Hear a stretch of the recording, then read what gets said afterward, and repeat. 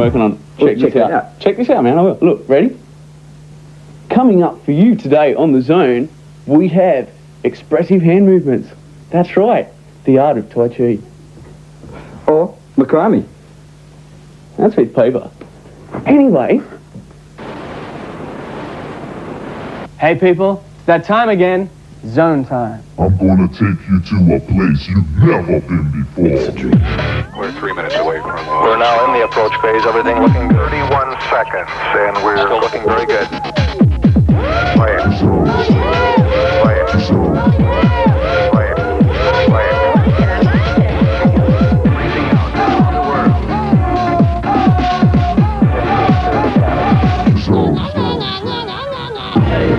Play good. Very latest information on an amazing show. Reaching out into other worlds. You're gonna dig this. You are now entering. If games are so unpopular with our parents, then somebody explain to me why over 25% of the calls to major hotlines come from people over 35. Sus or what? On one hand, they tell us we're spending too much time playing games, and then as soon as you turn your back, they're whacking away at your fave game. It's just not on. They either come out of the closet and shout games are good, thereby earning the right to share the console, or they stick to their familiar games are bad for you gripe and keep their cotton-picking hands off your carts. I'm Adam Hinch, and I'm only just starting. Okay, coming at you today on The Zone, we've got games with balls, games with spots, and games that shoot, swoop, and hover. Then at no extra cost, we'll throw in games that go fast, games that go boom, and games from the past. We announce the winner of the mind-bending Play Fighter comp, catch up with the new kids on the block at GameStar, and turn feral on some seriously bad games. All that plus last week's missing segments, a play guide for that blading Bashathon's kitchen. We announce how you can win heaps of gaming goodies, and of course there's heaps of cool and groovy words like dig it, truly awesome, excellent news, totally ballistic. Today on the longest running video gaming show in Australian television history. We've had loss of signal now. And now for something completely different. Pinball on the Mega Drive. Okay, so it's not a new concept, but from all reports, this is one of the best. Still in the midst of his misspent youth, the original pinball whiz, Muttlee. I tell you what, this game's got balls. This effort from the boys and girls at Electronic Arts had me and the guys at my house, up all night, fighting it out in one of the hottest pinball challenges Australia's ever seen. It plays better than a real penny machine, with many different boards to choose from. And if you don't like the boards there are, then just make one of your own. Or if you like one of the boards that are already made, but thinks it needs a few adjustments, then go right ahead and change it. Why not? It's your game, right?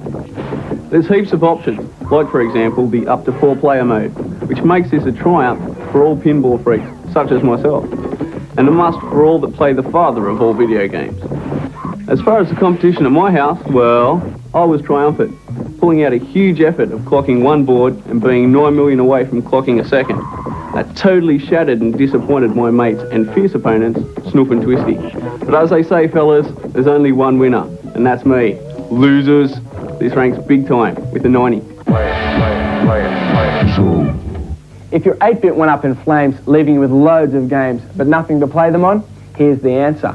This is the TriStar, a nifty little contraption that allows you to play your 8-bit games on your Super Nintendo. You simply plug it in, fire up, and before you can say obsolete, your fave 8-bit games are back where they belong. This time we've got the word interactive. This word is mainly applied to CD games because a lot of CD games run in the format of a movie of which you control the outcome, like Tomcat Alley or Dracula Unleashed. These games are interactive. A mental atmosphere. Remember way back on the first show when we reviewed Virtua Racing? Well, here's another racing game for you, but this time it's for all the Super Nintendo heads out there. Now, Nigel Mansell's might have been out for eons, but if you think that makes it easy pickings, you're going to get your butt kicked. At the controls, flying solo for the first time, the latest addition to the Zone crew, Timbo Boyle. Check this out. You're behind the wheel of a very, very fast car, and no cops. Speed is the name of this game. There's 16 different tracks from around the world to choose from. The game allows you to select all the settings of the car for different climatic conditions, different tracks, and of course to complement your own driving ability. For example, Change your tyres from hard to soft to wet weather grip. Select manual or automatic transmission.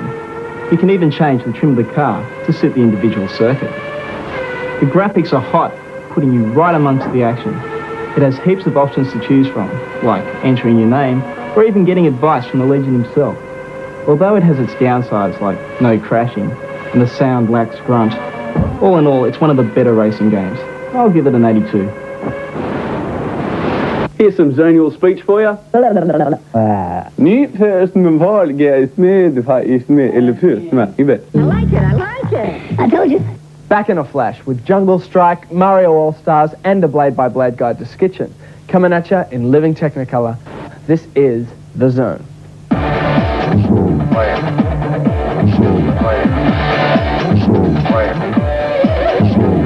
Mario, with a little bit of help from his friends, is responsible for turning millions of people onto the joys of gaming. While he might be getting a little frayed around the edges, his unique brand of platform heroics has made his All-Stars cart a #1 seller all around the world. I prefer more high-tech platform games, but if you're a Mario fan and haven't got this, you'd better check it out. 4 classic Nintendo games have been beefed up in the looks and sound department and packed into one cart. The characters and backgrounds are more detailed in the newer game of this collection, plus Mario gets cooler power-ups, like a raccoon tail he can use to swipe at enemies or hover in the air. There's also a bonus battle game that sets you against your own brother, Luigi. I found Mario and Company's response a bit dodgy in places through all of them.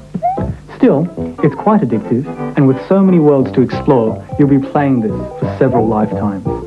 A great package for the Mario fetishist. I'd give it an 88. Get an eyeful of this weapon. Called the Battle Station 2, it's designed to make head-to-head battles with your best bud more fun than before. Compatible with just about every system ever made, the Battle Station 2 features 2 joysticks, 6-button control, and turbo switch. It's a good idea, but because of its size, it's like trying to play Twister with a porcupine. That is, it's too small. So unless you're playing with a midget, and some of my best mates are midgets, or playing with a very, and I stress the word very, good friend, bide your time until a bigger model hits the shelves. He surfs, he swings, he wears shades. He's seriously cool. He's cool spot. I don't know, guys, but it sounds to me like this overhyped 7-Up lemonade bubble is full of hot air. At the beach and on the case, Bev. Now here's a character that everyone can relate to. Cool Spot is one definitely cool dude. His on-screen antics are totally hilarious, as he flips, slips, zips his way around collecting. What else but spots? And trying to free all his friends from their prison cells. And guys, he surfs on a 7-Up bottle as well. Follow this cool spot across heaps of excellent zones, from toylands to beaches. This boy knows how to throw a party, with mad array of enemies to fight along the way, as well as some twisting mazes to solve. This game is surely one of the funniest and enjoyable platform games around, and this lovable character is one everyone will want to play. A totally real 88. All you need is the knowledge. First up, Jurassic Park on the Mega Drive. Suspect graphics, horrible sound, and gameplay's worse than prehistoric. And if you think that was bad, Home Alone was cool in the movies, but as a game, it stinks. Sure, it's old, but it's the sort of game that your folks might buy you for a prezi. And we tell them, leave it alone. Play, genius, play, and play good. I'm sure Alien 3, The Gun, got its name not just from the movie, but also from people giving it a rating from 1 to 10. No skill apart from fast reflexes is needed. You have an unlimited supply of bullets to shoot lots and lots of aliens, and that's it. There are 6 levels of the same thing to get through, and it gets repetitive pretty quickly. There aren't even many special items to pick up along the way, like a flamethrower or added light. Graphics, though, are fantastic. The reproduction of the creatures is perfect. The sound's impressive, too, with well-placed streams and realistic gunfire. The ending, however, is not spectacular at all. Back to the drawing board, guys. Alien 3, The Gun, is a big letdown. Amazing phenomenon. For all those RPG hotheads out there, here's one for you. Not as easy as it sounds. Hi, Janice here. I've been sussing out all the letters that has been arriving at Zoneland. And what it adds up to is that you want more play guides and cheats. So we're going to give them to you. Starting next week, all the tips, hints and cheats that you can handle. What? Not good enough? Okay, let me try that one again. So, what it adds up to is that you want more play guides and more cheats. So we're going to give them to you. starting right now. Right, if you've seen the review the other week, chances are you've got the skitching cut jammed in your home console. Now, this radical form of blade running doesn't come naturally to most people, so I've got some guidelines to skate with. A big points bonus is pulling off some gnarly aerials. That's skater talk for jumping ramps. So the thing to do is get maximum height off the ramp, then press the directional pad in relation to what manoeuvres you'd like to squirrel through. Up's normally the best starting direction, then from there go right, left, down, whatever. But the thing to remember is to totally let go of everything just when you start coming down, and you'll land feet first instead of head to the gravel. Now, beating people is pretty easy to get a grip on, and of course weapons that you score off the road definitely come in handy. But the true thing to strive for is field position. You can do as many jumps and thumps as you want, but if you come in last, it all counts for nicks. And the key to winning is, of course, practice. It's important to be able to get the faster moving car, which is usually one of the first ones that come past you. So you'll find that your A button is the most instrumental in putting you in first place. And being able to get from car to car with the aid of your B button, especially when coming back from a blowout, is also an essential skill. So in short, get into the top 3, and once there, be as fancy as you want without biting the sidewalk. Okie dokes, we announce the lucky son or daughter of a gamehead who came up trumps in the clay fighter comp. We visit GameStar with the lovable rogue the Mutt, and check out Jungle Strike, Super Bomberman, Popeye the Pinball Machine, and Ravenloft on the PC. And next week, on edition 7 of The Zone, we'll pull on the PJs and buckle up the black belt for a fighting extravaganza. That's destined to be, well, not bad anyway. So don't touch a thing, we won't. You're plugged into The Zone. I don't know. I like it. I told you. Here we are away from Zoneland and at NMS Mag today to draw this monstrously huge competition from the combined efforts of Ocean, Interplay, Air New Zealand, The Zone of course, NMS, Metro Games. There you go. So, here we have Mary, editor of NMS Mag. That's me. How are you, Mary? Not too bad.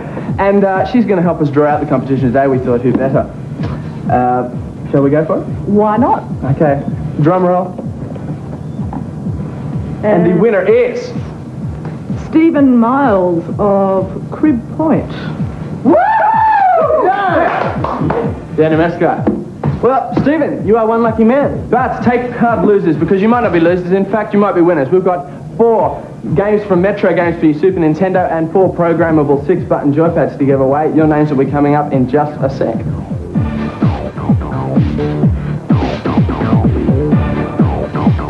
Well, that's it for the Clay Fighter comp, but we are going to have a competition from now on every week for giveaways and stuff, and the details of it go a little something like this. Thanks, Adam. Later on in the show, that nimble old ninja Amos is going to review his fave game. And all you have to do to win a whole heap of gaming goodies is to write down the name of that game, the system that you use, your name and address, and send it first thing on Monday to My Fave Game, The Zone, P.O. Box 27, Willoughby, New South Wales 2068. That is, My Fave Game, The Zone, P.O. Box 27, Willoughby, New South Wales 2068. And you could be one of 5 lucky gameheads to win. Just another reason to hook onto... Well, what's a morning at The Zone without the blood-pumping excitement of a full-blown combat game? I shudder to think about it. So what are we waiting for? Let's go to war. Here's a cool game you can get your teeth into, and you might even save some cash too, because it's not a new game, it's an old Electronic Arts release called Jungle Strike. It's a sequel to a game called Desert Strike, which, as the name indicates, was one of the brilliant yet totally pathetic marketing ploys to cash in on the media ratings of the Gulf War. However, the game Desert Strike was so cool I nearly froze, and its predecessor Jungle Strike simply cooks, which prompts me to say, who gives a rich nanny goat butting horn what they called it or how they marketed it? The object of Jungle Strike is that you, the wisecracking American hero type character, must save the world from the evil and somewhat dirty smelling ideas of the very bad and naughty drug lord and madman. All the game aspects such as scrolling, graphics and sound are first rate on the Mega Drive, but the gameplay is most righteous. It's not a flight sim, it's just a very well made target, shoot and destroy. There are 9 levels with up to 8 or 9 different missions in each level. It's cool and it sits at 85. You know, it takes a lot to get Zone Review regular Amos Wong extra excited. This classic game does. Its name, Super Bomberman. If you haven't got Super Bomberman yet, I suggest you do so immediately. A fantastic 4-player battle mode where you have to blow up all your friends is too much fun to describe. It doesn't need over-the-top graphics for brilliant playability. 12 different mazes to choose from will keep you lot at each other for eons. My fave maze is the Power Zone, where each Bomberman can drop up to 6 bombs, each with a huge blast radius.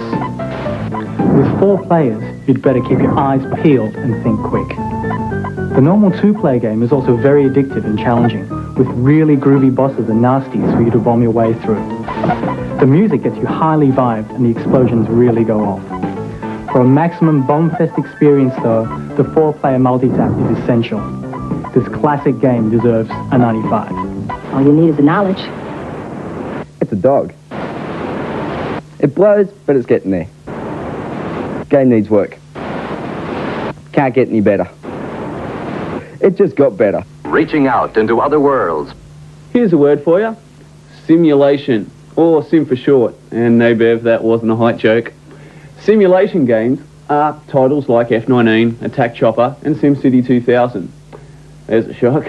These games attempt to be as lifelike as possible, therefore simulating real life. Pretty damn impressive, huh? It's time now for our regular dose of news madness. With all the buzz, Muttlee. How you doing? It's Muttlee with the buzz, that's right. He's back, he's bad, he's ugly, and he's even more stupid than I am. Of course, I'm talking about the Hulk. We've got some cool pictures of him happening, and it'll be out later on this year. But the real news is, there's a competition at the moment run by Blockbuster Video, and it's to find Australia's premier game player. When they find him, they're going to ship him off to Fort Lauderdale in America for a weekend-long gaming-type World Championship. That's right, it's huge. But the competition's only being held in Melbourne. That means to find Australia's best, he's got to be under 20 and living in Melbourne. And that's a bit hard. Unless you've got the cash to get down there, you can't be Australia's best. You might have seen the old virtual reality machine. Well, now there's a new one being shipped over from England as we speak. Now, we here at The Zone get to go and play it next week. And the week after that, you'll see some pictures of it on The Zone. But the good news is you get to go and play it when we give you the chance to with free coupons that we'll be giving out to our viewers if you're lucky enough. Comics are also hot news at the moment. There's a few game titles being released as comics, and we'll be previewing them next week on The Zone. That's a really cool thing. One of those titles is Street Fighter 2, and currently on the Gold Coast, which is that way, the movie of Street Fighter 2 has been started and is starring Jean-Claude Van Damme, Jean-Claude Van Damme, that's his wife who's serving the oranges, and wait for it, Kylie Minogue! Swing! I should be so lucky. And for Sydney viewers, next Friday, 10th of June, Adam and I, that's me and Adam, will be down at the Home Computer Show at Darling Harbour. That's right, we'll be in the Village Roadshow stand having a chat, checking out the latest games, and you could win a Dell multimedia system. That's right, worth $4,000. All you have to do is fill in the entry forms and pop them in the box. Adam's got whatever comes in handy. And we'll be drawing the winner of that competition right here on the show, June the 18th. Watching. Now, if anyone's forgot about the Mortal Kombat 0055 hints and tips line, you should be shot. It's 0055 26190. And there's a new one opening up. It's an NBA Jam hotline. All the tips you want to know on the SNES, the Mega Drive, and the 2 arcade versions. The number for that is 0055 219 3685. Want to hear it again? 0055 219 3685. And since we're treating our Sydney viewers, we've got something special for them as well. If you ring here on Monday morning and ask for Tim Boyle, he's got 100 tickets to the Home Computer Show that me and Adam are going to. So ring him up and ask for one. The number's 417-3300. And his name is Tim Boyle. Man, he's going to shoot me for that.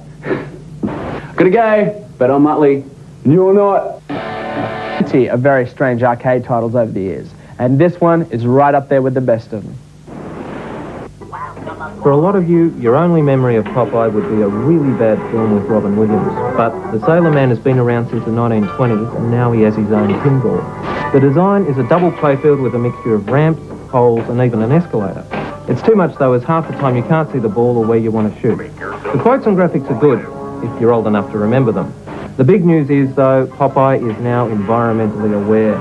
You score big points by helping them to do things like protecting endangered species, saving our forests, and even cleaning up oil spills. Popeye is now so politically correct it's a wonder the machine itself isn't solar powered.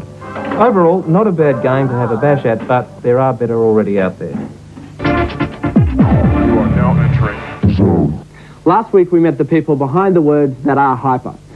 Today, it's the all-girl team at GameStar Mag who go under the microscope.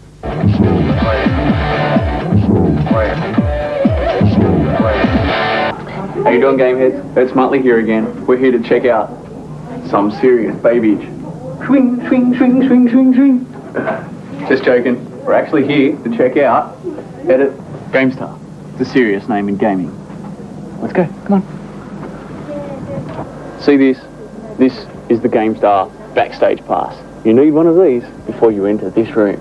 Too some privilege. So making a games magazine, people might think, oh yeah, play games, write reviews. It's a lot tougher than that. How tough have you found it? It's really tough. Producing a magazine is more than just playing the games that are in it. And certainly the team that we've got come from backgrounds in graphics and design and business management and that sort of thing. So we've got a really nice team of people supporting us on that front.